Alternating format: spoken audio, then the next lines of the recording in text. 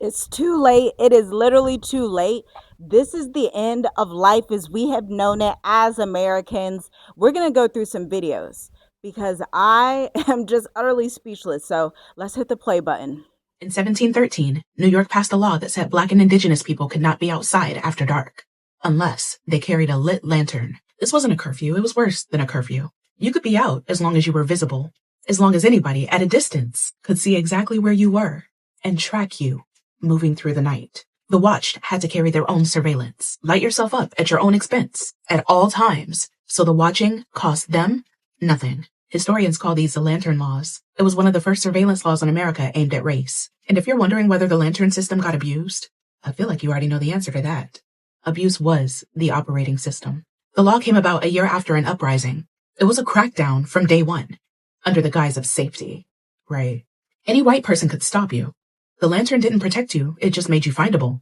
And in 1741, after some fires broke out, that watching machine went into panic mode, and New York executed around 30 Black people.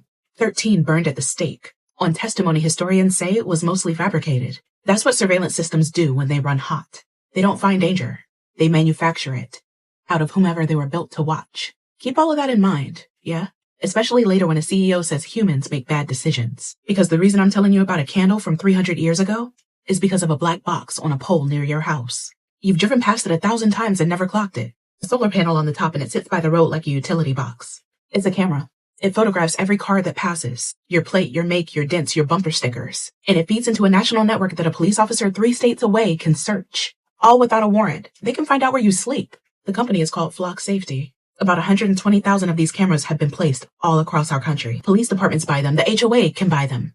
And they're networked. The camera your town bought isn't just your town's camera. Billions of scans, no warrants required. No federal law governing it. If you blinked, you might have missed the fact that over 100,000 AI-powered surveillance cameras were quietly installed across the US. They're tracking your every move, and today I want to talk about a tool you can use to figure out where they are, because you might be shocked to find one even on your own property. Now, share this video with someone who doesn't know about Flock, because it's one of the greatest threats to our freedom and privacy as Americans. The company claims that watching our every move will help prevent crime, but we've already featured a handful of absolutely wild headlines over on Interval, including how Flock employees accessed cameras inside a children's gymnastics center, to a handful of cops that were caught using these cameras to track exes and stalk strangers. Both fantastic reports from 404 Media. And while Flock was bold enough to respond to my last video, they had no response to this comment. So to see where Flock cameras were installed, go to dflock.org. We're currently seeing roughly 110,000 cameras, and we can see a list of roughly 100 cities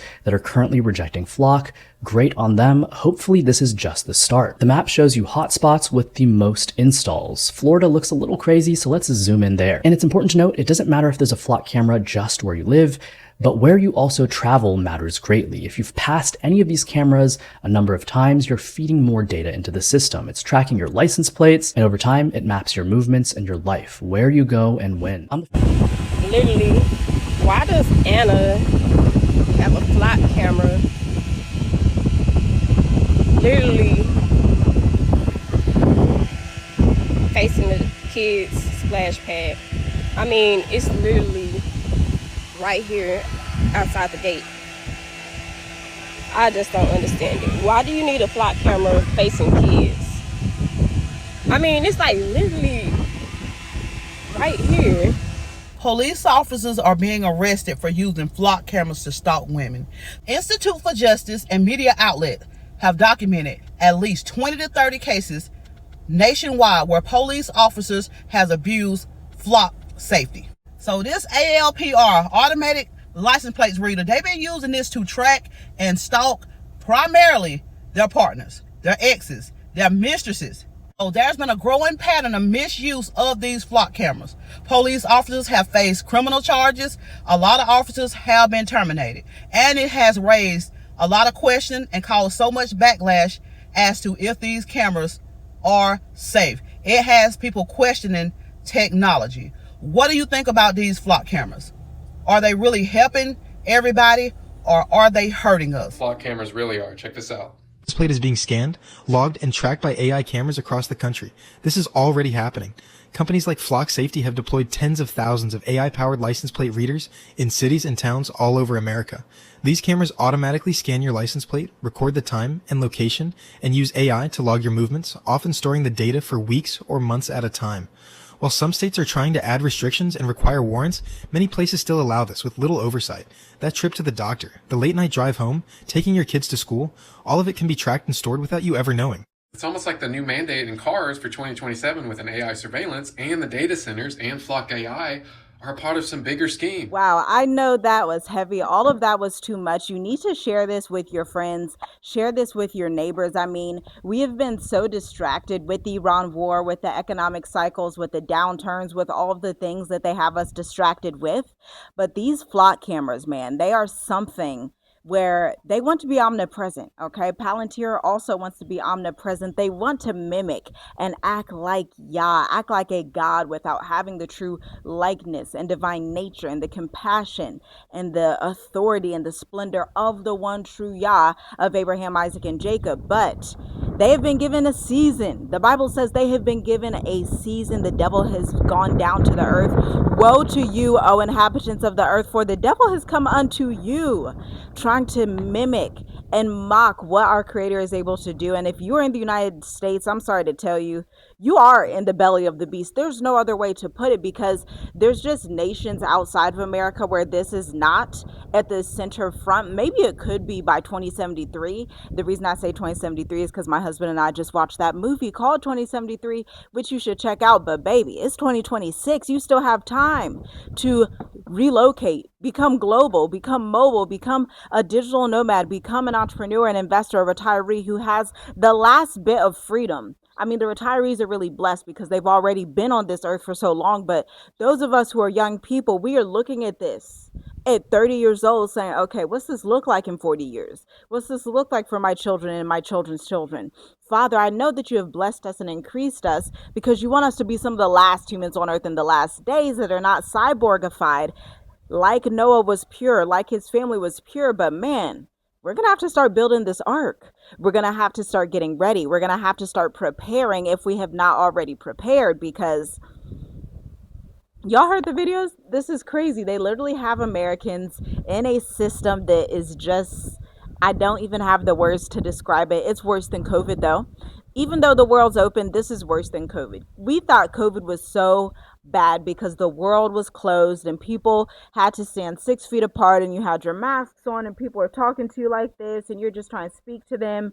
This is much worse, and they know it's much worse. That's why they allow you still go everywhere you need to go. We're just watching you. Daddy government's watching you, making sure that you're doing everything that they want you to do. And the fact that it's stemmed from racism and is stemming from racism in the 1700s should be an eye-opener for all these people in the United States of America who are gung-ho racism, gung-ho KKK, gung-ho everything that America stands for. Now everybody's quiet when it has to happen to all Americans, and it doesn't matter about the race anymore. Nobody wanted to stand up when it was about that.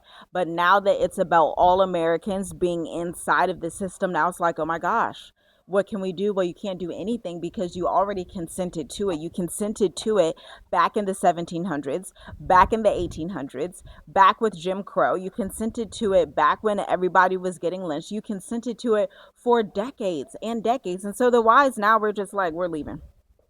I left America 6 years ago. Won't be going back for this very reason, because America has not gotten better over the 6 years that I've been outside of America. Now, I've lived in Africa for 6 years consecutively. I don't go back and forth to America, to Africa. I just feel like that is completely and totally unnecessary. If Yahuwah, the Almighty, has given us the grace, the favor, and ability to stay outside of America, oh, then lovely. We're going to use our grace and favor. Yes, we're going to use that. We're not going to just let that go down in the dust because the technology they got out here now. Oh, and did you hear? I believe it was Elon Musk who actually said that by 2036, if I'm not mistaken, there will be more robots walking the planet than humans. 2036 is 10 years from now. You better just get ready now. You better get ready while it's still comfortable. You better get ready while you still have it within your ability to exit the United States of America, to exit Canada, to exit these locations and go somewhere that's a little more free. If you want to stay in the Americas, fine. Go to Uruguay, go to Paraguay, get you whatever you need to get, but go somewhere that one has a lower cost of living because that gives you more freedom and less debt. The borrower is slave to the lender. I know they like to tell you, get all the debt, get the business debt, get this debt, get every debt. Yeah, if you want to be indebted to the system forever, then sure, do that. But if you're wise, be moderate with what you are acquiring as debt and begin to exit this system. Because as you can tell, these flock security cameras, they're not going anywhere. And if you think for 1 second you protesting is going to do anything, that's a mic drop. Like, I should just drop the mic right there, because that's not going to change anything. No, you're going to have to flee Babylon. Hello, Jeremiah 50 and Jeremiah 51, for all of those who are like, well, it's just a spiritual fling. No, it's a physical fling. The same way they physically put up the flock cameras to super hyper surveillance monitor you. Is that a spiritual camera? Yeah, the devil is a spirit, but he's using physical bodies, physical technology. So you're going to have to also do something in the physical to get a freedom from this and escape. And this is not a foreign concept. Our father, the Hebrew father of Abraham, Isaac, and Jacob, who came in the flesh as Yahusha, has always provided a physical route of escape, all the way from Genesis down to Revelation. Revelations 12, you literally see him saying that the woman, the children of Israel, the woman, the Messiah, would have to flee into the wilderness where there's a place prepared for her for a time, and a half of times. Let me get off this app, because y'all about to have me going, and I'm about to be ranting. If you would like me to rant on this topic, leave the comment or the word rant down below, because I just think that this is just like, I don't know how people can't see it. It was easy when you had the masks. It was easy when somebody said, don't go into Panera Bread or stand 6 feet apart. But now that you see this control system at parks with children, where we know the Epstein files are a thing, like, why are we sitting and just like, we're fine with wickedness? We just love it. We're just like, convenience and wickedness, let it go by. Because if your mouth is silent, then it must mean that you're fine with it and you don't see any trouble with it. You just want to go along like sheep to the slaughter. But this is not the slaughter or the sacrifice that you are supposed to be doing. Okay, there was already a lamb who sacrificed and was slaughtered for you to be free, both spiritually and, according to Mark 10, now in this time. Y'all better get your Bibles. Y'all better start doing a Bible study.